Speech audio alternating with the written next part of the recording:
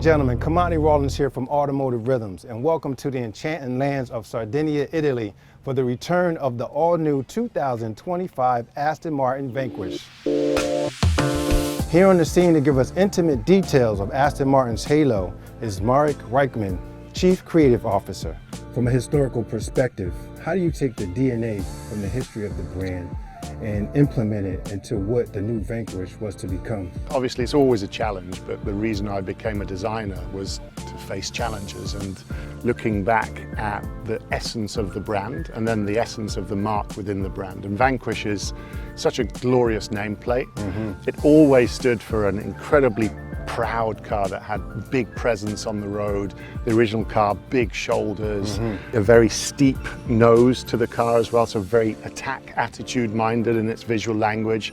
So it was taking that, putting it into the context of the cars we've been developing today, new Vantage, DB12, and then applying all of that into what is now the face of new Aston Martin Vanquish.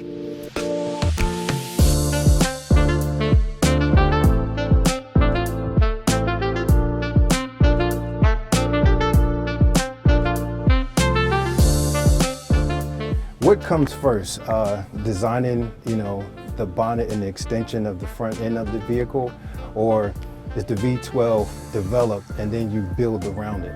We have developed a brand new V12 engine that has a size, and we have to put that mass into the car and get a beautiful proportion out of that.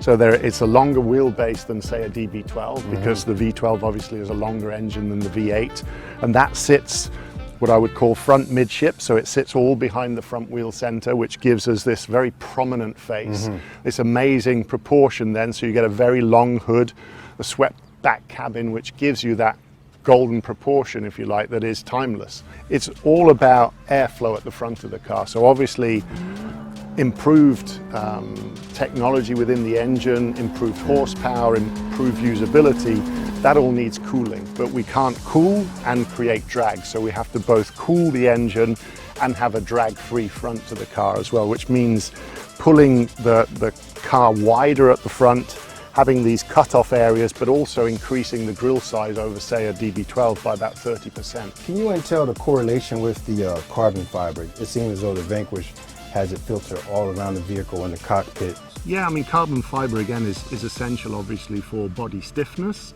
and lightweight, and obviously in terms of front splitters and things that are functional areas to help with the downforce and the controllability of the car in steering motions.